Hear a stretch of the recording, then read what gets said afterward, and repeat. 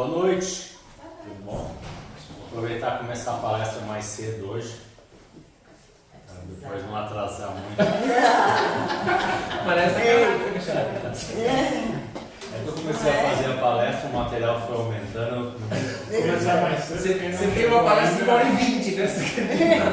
Então, O Ricardo não tá aí. Quem chega 5 minutinhos atrasado, acha que perdeu 5, perdeu 15. Então, boa noite a todos. Quero agradecer a todos que vieram hoje para a nossa reunião. Vamos fazer uma oração de agradecimento para a gente começar. Então vamos, quem quiser, fechar os olhos para a gente poder dar uma relaxada e vamos imaginar então toda essa angústia, preocupações, tudo aquilo que a gente carrega aqui desse nosso plano terrestre, a gente possa jogar lá para fora agora, para que a gente possa aproveitar ao máximo esse momento, essa energia, tudo isso que vai ser trabalhado aí ao longo da palestra, né? Através do plano espiritual. Vamos aproveitar também para sentir aquele sentimento de gratidão por estarmos vivos, por estarmos aprendendo, pela nossa saúde, todas as nossas experiências de vida. Vamos agradecer aos nossos amigos, nossos parentes, nossos filhos, nossos pais, todos esses que fazem parte aí da nossa existência. E agradecer principalmente aos espíritos que nos acompanham, cuidam da gente, nos orientam. E ao nosso Mestre Jesus também, que preparou esse terreno para a gente, nos trazendo bastante informações importantes que a gente pode usar no nosso dia a dia aí e perceber os benefícios. Vamos elevar um pouco mais a nossa mente ao nosso Pai, o Criador, e sentir uma gratidão muito grande pela oportunidade de termos sido criados e fazermos parte da criação. Que assim seja, graças a Deus. Bom, a palestra de hoje, o tema foi escolhido a dedo aí, né? Pelo Ricardo, ele sugeriu o tema. E humildemente ele mandou uma mensagem assim para mim: Rodrigo, o tema que eu coloquei aqui para você é pluralidade dos mundos habitados. E foi Deus que mandou você. Aí eu falei para ele, se Deus mandou, quem sou eu para rejeitar? Então... E ele nem tá aqui para ouvir, não é? é? Então, mas como é um tema interessante, eu achei bem legal trazer aqui. Então, é um tema do Livro dos Espíritos, né, que foi tratado, e é um tema que é bastante, vamos dizer, polêmico, mas curioso, né? E até hoje em dia nós discutimos muito a respeito disso, porque nós temos muito pouca informação a respeito. E quando nós temos pouca informação, surgem várias teorias, crenças, filosofias, para tentar explicar, né? Então nós vamos rever um pouquinho. Para a gente começar essa conversa, a gente precisa, como espíritas, né, vamos entender primeiro o que os espíritos falaram sobre esse tema para Kardec, na época que o Kardec estava fazendo essa pesquisa.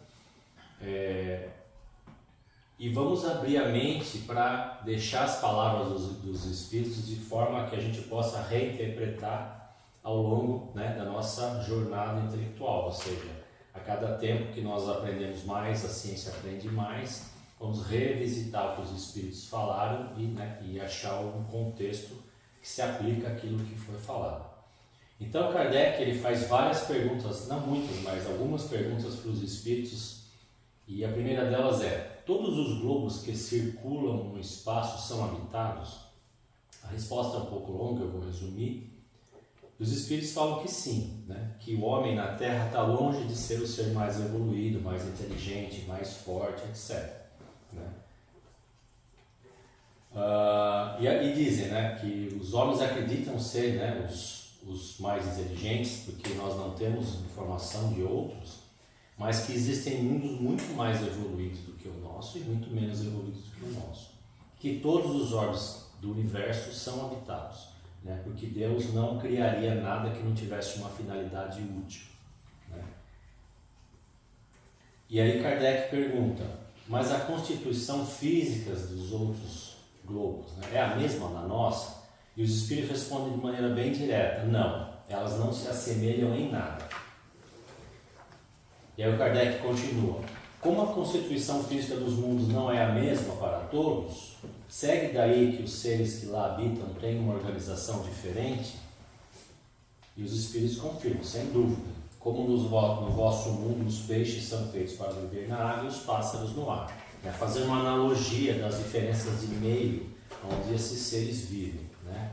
Para que a gente pudesse entender. E aí eu faço um parênteses, a gente lá daquele século do Kardec, nós vamos precisar trazer um pouco para a nossa realidade atual, com o conhecimento atual. Depois ele ainda pergunta assim, os mundos que estão mais afastados do Sol estariam privados de luz e de calor, já que o Sol não se mostraria para eles senão com uma aparência de uma estrela, né, bem de longe? E aí os espíritos reforçam. Então vocês pensam que não há outras formas de luz e calor além do Sol?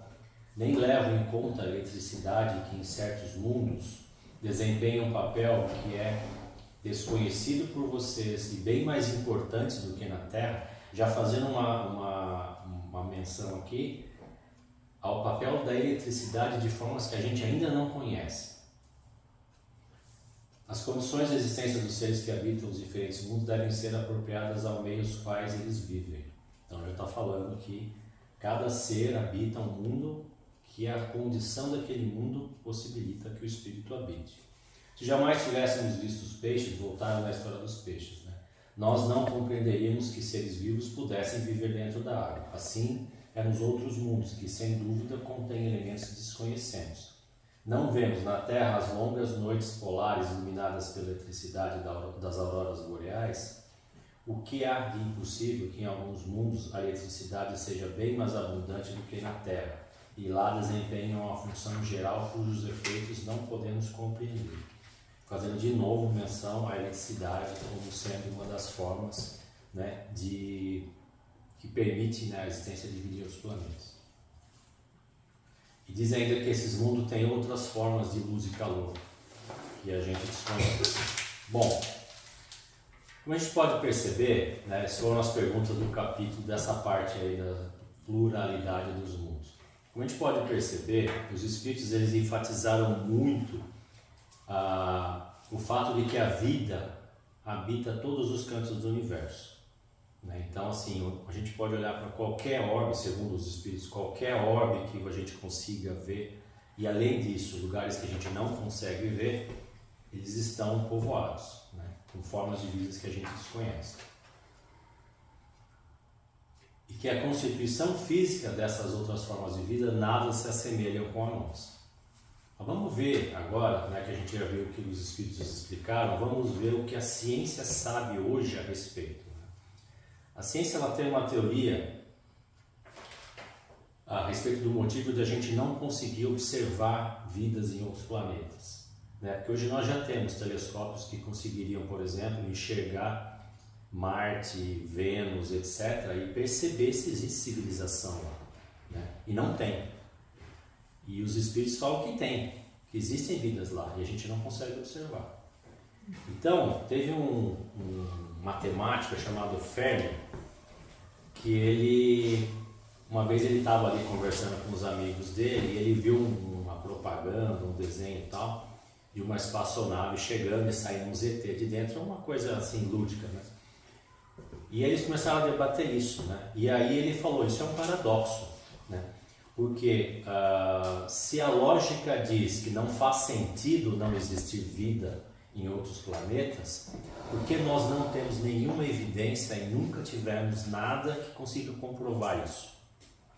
Então isso aí foi conhecido como paradoxo de Fermi, que é uma coisa tão lógica, porém hoje a gente não tem nenhuma evidência que aconteça, né? E aí existem teorias da ciência que tentam explicar o porquê que existe esse paradoxo. Uma delas é a teoria do grande filtro, que sugere, na verdade, uma teoria, ela sugere que existe algo que impede o desenvolvimento de civilizações, como um obstáculo ou evento improvável. Uma possível explicação é que nenhuma espécie conseguiu prosperar até esse ponto, ou que a humanidade seja a primeira.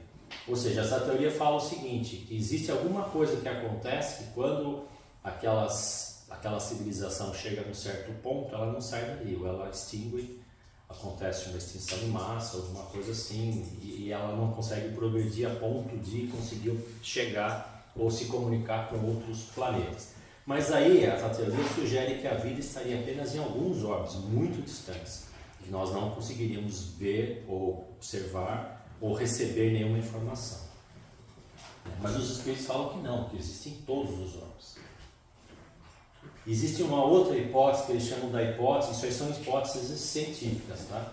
Hipótese da floresta negra. Essa hipótese explica, ou pelo menos teoriza, que realmente existem diversas civilizações alienígenas com a missão de exterminar seus possíveis inimigos. É possível que os outros tipos de vida inteligente estejam se escondendo para não serem notados e assim evitarem de ser eliminados. Ou seja, uma hipótese chega a ser meio definitiva, mas é o que assim é uma das hipóteses científicas de hoje. Que existe sim, só que cada um está se escondendo no seu planeta e não quer se comunicar. Então, quando a gente mandou a nossa cápsula, mandou as informações de rádio e etc e tal, eles até ouviram, mas fica quieto, não respondem, né? Porque eles não querem se comunicar. Bom, são hipóteses para tentar responder o paradoxo de Fermi, tá? Mas a gente sabe que a ciência ela tem uma visão muito simplista a respeito da vida, da matéria. Ela procura a vida compatível com a nossa, a matéria compatível com a nossa, né? Como se a gente fosse olhar para um planeta e a gente fosse ver lá uma cidade, né? E se a gente chegasse lá, a gente ia entrar na cidade, ia conversar com as pessoas e tal, né? A hipótese espírita, que cada dia se reforça mais com evidências, né? Tanto pela ciência, quanto pelos estudos, quanto pela mediunidade. Essa hipótese ela diz o seguinte, né? Como o Espiritismo estuda a natureza do espírito, e hoje nós sabemos que o espírito transcende a matéria, a sua existência continua mesmo após deixar o corpo físico, tudo isso nós sabemos, ou seja, a inteligência, o ser, ele continua, porém a gente não consegue mais tocar, a gente não consegue perceber, medir, não é mais tangível para a gente. Assim sendo, né, a gente pode considerar que além da vida inteligente no plano físico, existe vida inteligente em outras, aí uma palavra até que fica um pouco não muito bem aplicada, outras dimensões, outras frequências, outros planos. E esses planos não se cruzam, né? A não ser pela mediunidade, que ela acaba percebendo um pouco esse plano, mas não se mede. Ninguém consegue medir e falar assim, realmente entrou um espírito aqui, porque esse equipamento aqui, que mede uma radiação, isso, com uma luz daquilo e tal, ele percebeu, ele acusou. Não existe isso. Ou seja, nada no nosso plano que seja capaz de medir alguma coisa é capaz de medir um outro plano, né? Em tais dimensões, vamos chamar de dimensões, só para a gente ter um parâmetro comum, dizem os estudos ainda espíritas que as mensagens dos espíritos e nessas dimensões e os estudos que a gente tem sobre isso, as mensagens dos espíritos e a evidência de médiuns e até nossas experiências desdobradas durante o sonho, a matéria ainda existe, né? Quem daqui sonha, lembra de sonho? Tem gente que não lembra de sonho, né? Mas quem lembra de sonho, vocês sonharam, esse mundo não tinha matéria? Tinha.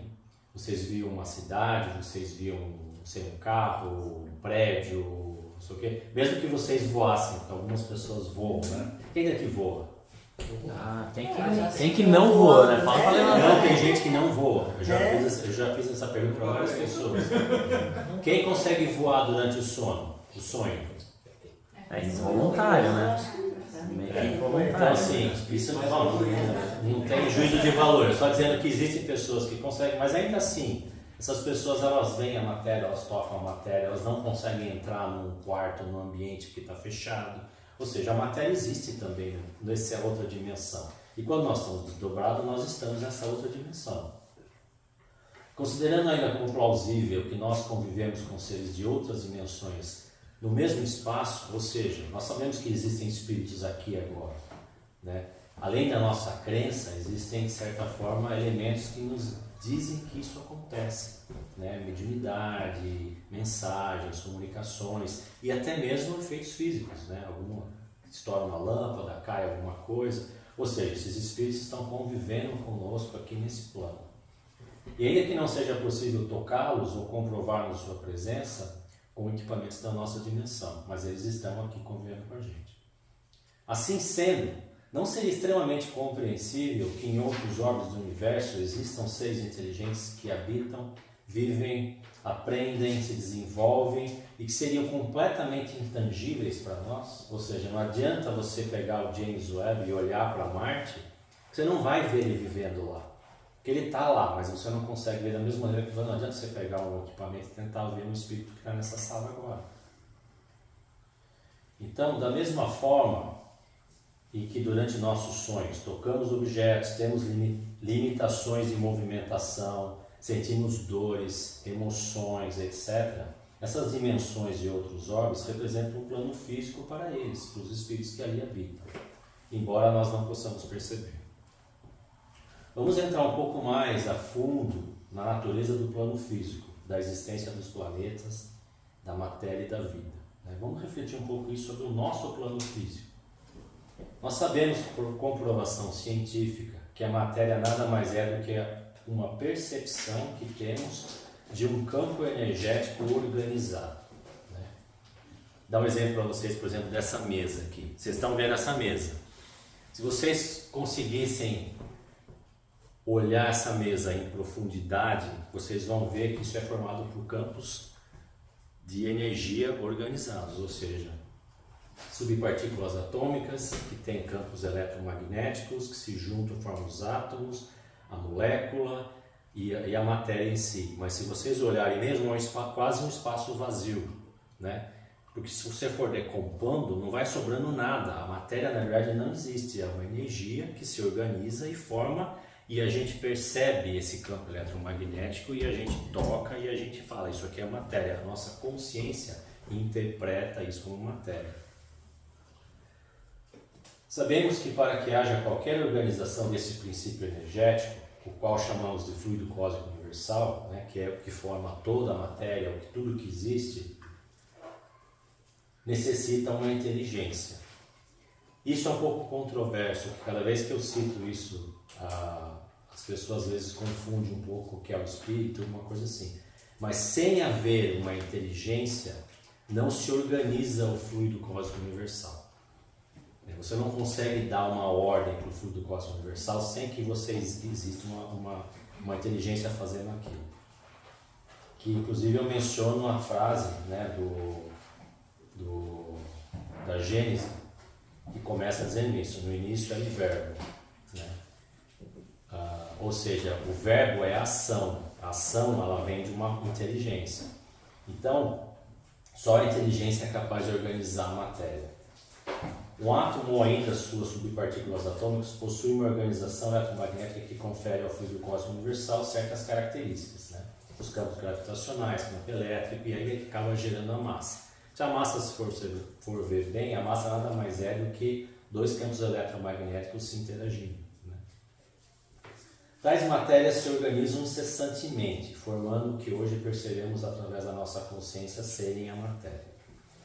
Se a hipótese das múltiplas dimensões for aplicada a isso, podemos entender que a matéria pode se organizar de maneiras diferentes, de forma a serem percebidas apenas para níveis de consciência pertencentes àquele plano específico. Então, se você for a Marte, tudo que existe lá na realidade daqueles seres é diferente do que existe aqui. Se eles viessem para cá, eles não iam encontrar nada, talvez só um orbe vazio.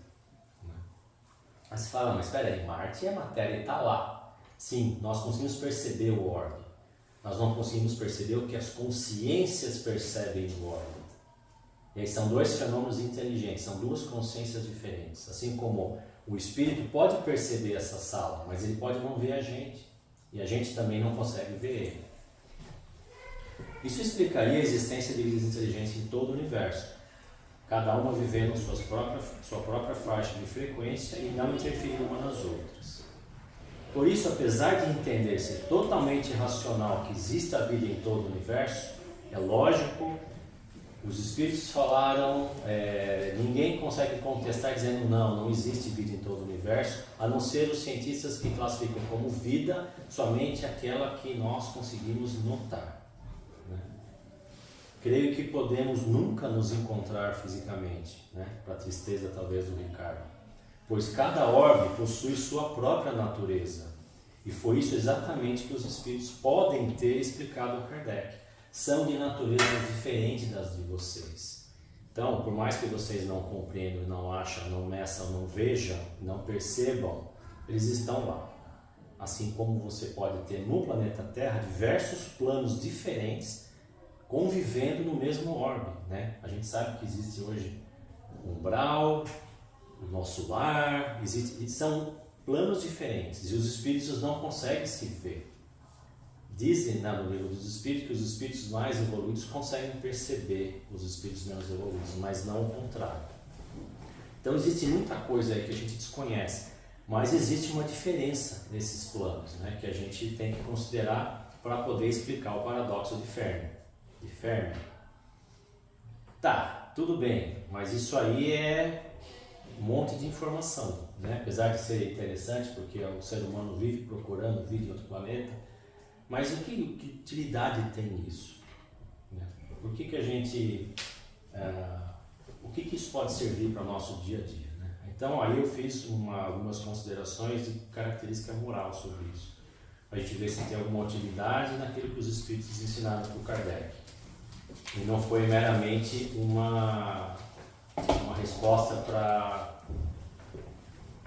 por causa da curiosidade do Kardec. Primeiramente, saber disso nos permite entender a complexidade do universo e a natureza dos planos de manifestação da inteligência. Ou seja, se você considerar que todo orbe, todo canto tem vida, tem inteligência, tem seres evoluindo, aprendendo e tal, é uma coisa que você fala, uau, que legal, fazer parte desse todo. Se a inteligência se manifesta em diferentes níveis ou frequências, o que nos coloca nessa frequência é a realidade em que estamos agora. Por que nós estamos lá em Saturno, junto com a mãe do Chico? Saturno, com a mãe do Chico foi? Por que nós não estamos, por exemplo, no Sol, junto com Cristo, como dizem? Por que nós estamos na Terra? Então é uma coisa para a gente pensar, que nível que o meu espírito está e que nível o planeta Terra está, E o que eu faço com isso, É isso que para onde eu vou depois, E o que eu preciso fazer para ir, Então são coisas que fazem a gente pensar se a gente entende que existe essa lógica. Os espíritos também nos explicam que nossa faixa vibratória está adequada ao nosso grau evolutivo, todo mundo concorda? E que ao progredirmos em nossa escalada evolutiva, vamos necessitar de outros planos físicos diferentes do plano atual da Terra. Então, quando a gente tiver já um certo nível de evolução, talvez nós não vamos mais renascer na Terra, a gente vai ter que renascer num plano compatível com o nosso nível evolutivo, como acontece com vários espíritos que nós ouvimos falar. Será então que podemos nascer em outro planeta em futuras existências? Acho que sim, O que vocês acham? Talvez não na próxima, talvez na próxima. Talvez na próxima não, Mas isso não é o pior problema. Sabe qual é o pior problema? Bom, tudo indica que sim, que a gente possa nascer em outro planeta. O problema é que o próprio planeta Terra ele progride em seu padrão vibratório.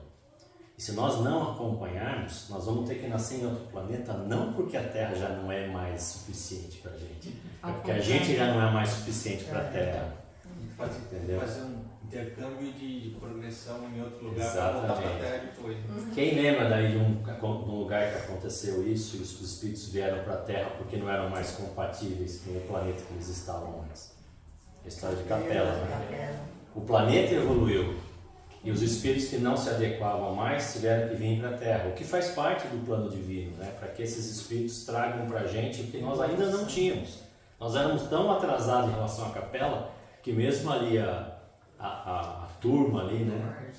Da corte, aqueles espíritos que estavam ali, eles ainda teriam algo bom a nos ensinar, né? Tecnologia, um monte de coisas que a gente não tinha.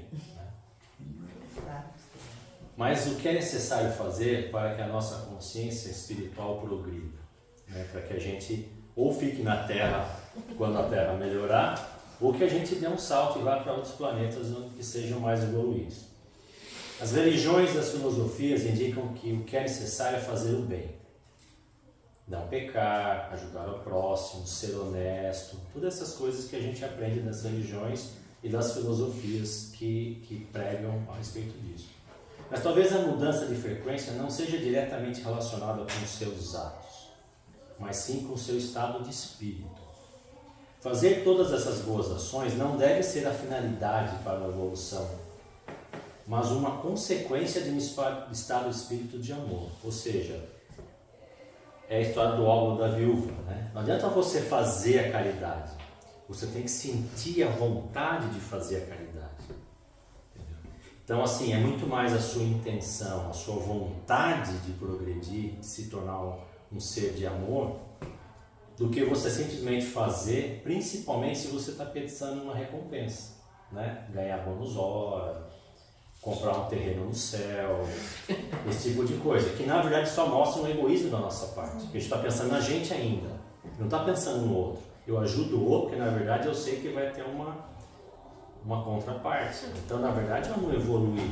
Não adianta fazer a boa ação se eu ainda penso assim, entendeu? Não é o suficiente.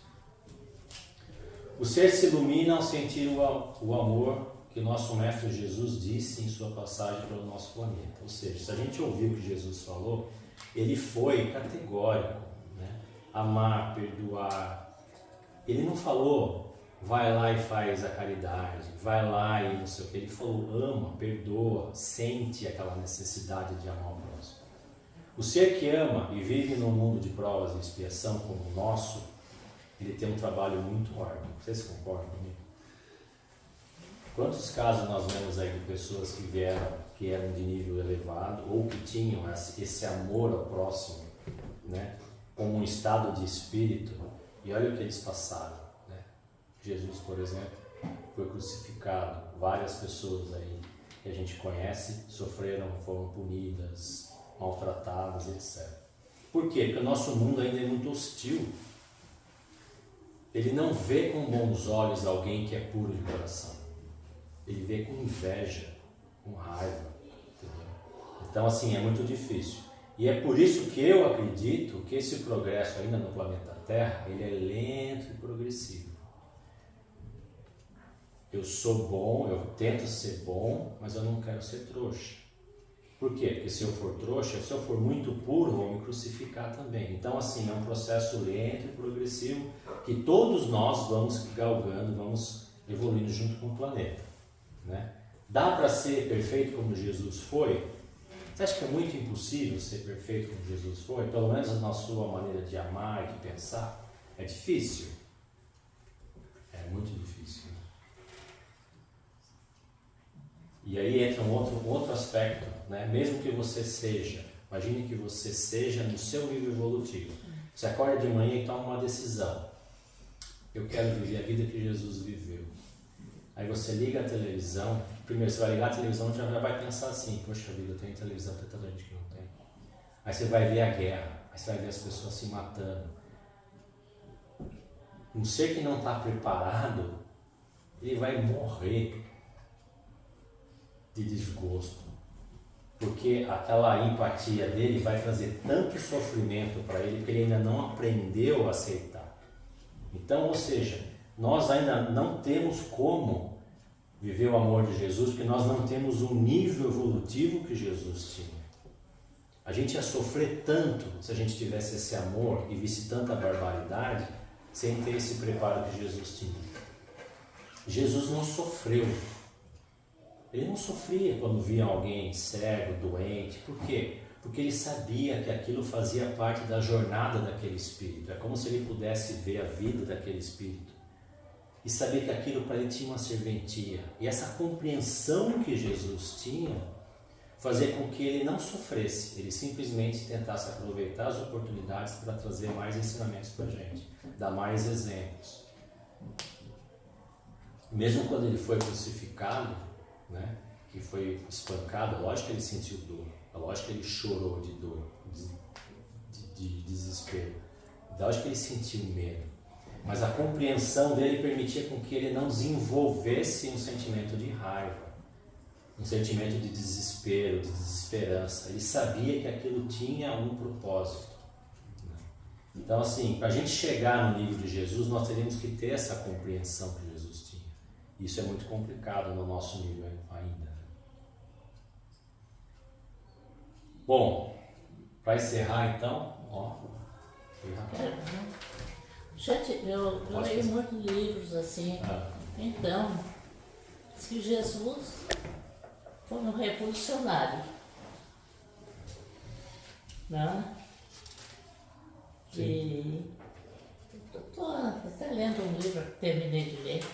A família dele era rica, porque ele foi casado com a Madalena. Uhum. Não sei, você já deve ter lido tudo Já ouvi isso. história, sim. Não é? Uhum. Então a gente fica naquela dúvida. Independente de tudo isso, se ele foi casado ou não, se ele teve filhos ou não, se a família dele era rica ou não, muda alguma coisa no jeito de Jesus ser e na mensagem que ele trouxe? Tem alguma passagem que diz o seguinte: Jesus ignorou os pobres e coisa porque ele tinha uma viagem para fazer com a família dele, então ele falava: hoje eu não vou atender, hoje eu não vou curar, hoje eu não vou ajudar, entendeu? Então, assim, a gente não sabe como foi exatamente, até porque não existe nada comprovado, né, sobre a vida de Jesus, né? Muita gente diz que até não sabe se ele existiu, embora hoje já se tenha algumas provas de que ele existiu, mas todos os relatos que tem sobre Jesus fala que ele era uma pessoa dedicada ao próximo e que ele fazia tudo aquilo para ensinar. Ele não fazia aquilo lá para benefício próprio, não fazia aquilo lá para ganhar dinheiro, não fazia aquilo lá porque ele queria, de certa forma, um poder político. Ele nunca tirou proveito de nada daquilo, ele fez simplesmente para trazer ensinamento. Então, o tempo todo de Jesus ele estava ensinando, pregando, dando exemplos, curando, para usar a cura como um exemplo de fé, um exemplo que as pessoas tinham que seguir para ouvir a palavra dele. Ou seja, então, o que foi a vida dele, se ele foi casado ou não, da mesma forma, mas Jesus curou o cego. Muita gente fala assim: não, Jesus não fez milagre, isso tudo na verdade, telefone sem fio, né? E para mim não faz a menor diferença. Porque quando a gente lê a mensagem de Jesus, principalmente o Sermão na Montanha, a gente fala: esse cara é diferenciado, né? Porque a mensagem é muito forte. E é uma mensagem que a gente não, até hoje a gente ainda está aprendendo com ela. Ou seja, um texto simples, curto, que a gente, cada vez que a gente lê, a gente aprende alguma coisa, né? Então, para mim não faz diferença se Jesus foi casado, se a família dele era rica e tudo mais. Bom, pra gente, tem mais alguma pergunta antes da gente encerrar? Não, pergunta, só queria adicionar sobre as dimensões que você mencionou. Eu li um livro espírita, chama Awakening Spirits. Eu esqueci o nome do autor agora, mas ele compara as dimensões como uma cebola. E é justamente aquilo que você falou. O cérebro humano só é preparado para entender, para ver os olhos, enfim, o cérebro só é preparado para ver, para compreender aquilo, ou melhor, os olhos são preparados para ver aquilo que o cérebro consegue compreender. Então a gente está, por exemplo, no centrinho da cebola, né? A gente vê essa camada aqui, mas não significa que não tenha mais, né, dimensões dimensões ao redor da gente. A gente só não consegue ver ou compreender, que nem você falou. A gente tem os espíritos aqui. Aí fiquei lembrando, você falou de Marte, fiquei pensando, quando tem um robô lá, filmando o dia inteiro com uma de pedra, numa dessas tem uma civilização inteira lá, entendeu? Com um cara. Que não tá vendo o robô também. Uma dessas eles estão assistindo o robô e que bosta é essa? Entendeu? O que está acontecendo? O que é isso? Não é no robô. Esse brinquedinho aqui, entendeu? Tirando foto o dia inteiro, uma dessas tem altas coisas acontecendo, tem uma cidade inteira e a gente não consegue ver. Mas você falando das dimensões, eu lembrei assim da cebola, né? Eu acho que é bem isso, assim, eu acho que tem muita coisa rolando aqui e agora e que a gente só não tem a capacidade de absorver, até porque no livro diz assim, porque se nós víssemos tudo que tem para ser visto, a gente ficaria louco, a gente não tem a capacidade de absorver tudo isso. E também dizer que o mais próximo você se desliga do plano físico, mais dimensões você consegue atingir, né? Mais você entende a Mas veja comigo, o próprio plano físico, né? Lembra a história de Platão, né? Da caverna, mito da caverna. Pecado de Platão, né? Mito da caverna de Platão. Ele fala que aquele pessoal que estava dentro da caverna, acho que já ouviu, né? A história. Eles percebiam que o mundo era aquilo, né? E a gente percebe o nosso mundo como um plano físico. Mas existe plano físico? Ou é só mais uma dimensão, assim como todas as outras? Talvez todo mundo tenha um plano físico, que são incompatíveis com o nosso. Entendeu? A gente fala, não, mas existe o plano físico e o plano espiritual. Será? Será que não é plano físico A, plano físico B, plano físico C, plano físico D? E cada um tem uma natureza diferente. Talvez no nosso plano físico a gente entre através do nascimento. Talvez no outro plano físico seja diferente a forma de você entrar. Entendeu? De você começar a manifestar a sua consciência. Talvez nesse plano aqui a gente precise de uma associação a uma série de outros seres inteligentes, que são chamados células, micróbios, bactérias, fungos, que constituem o nosso corpo físico, para que a nossa consciência consiga se conectar, através do corpo físico, se conectar e perceber esse plano.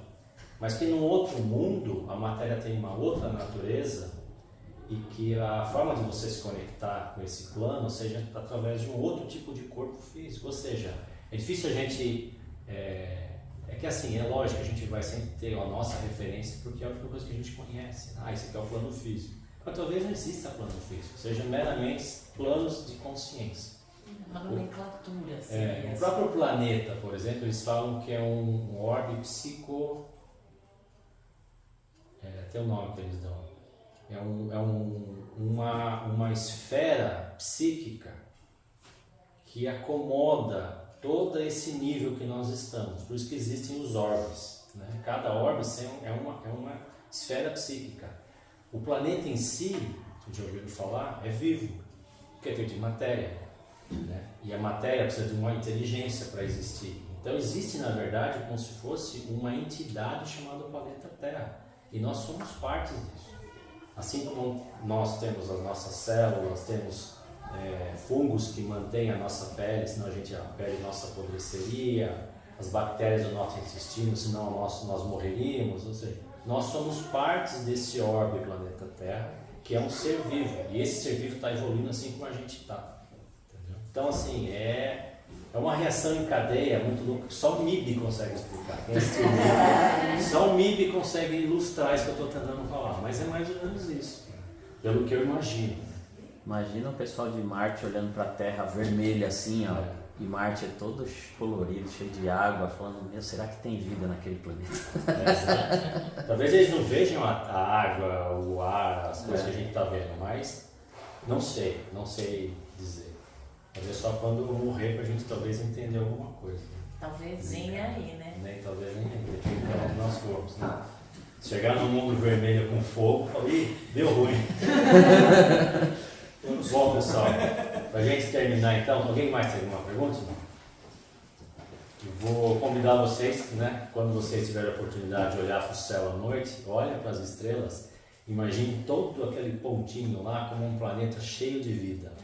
E a sensação que dá, né? Falar, puxa vida, quanta coisa existe que eu não conheço, né? É bem interessante. Legal? Bom,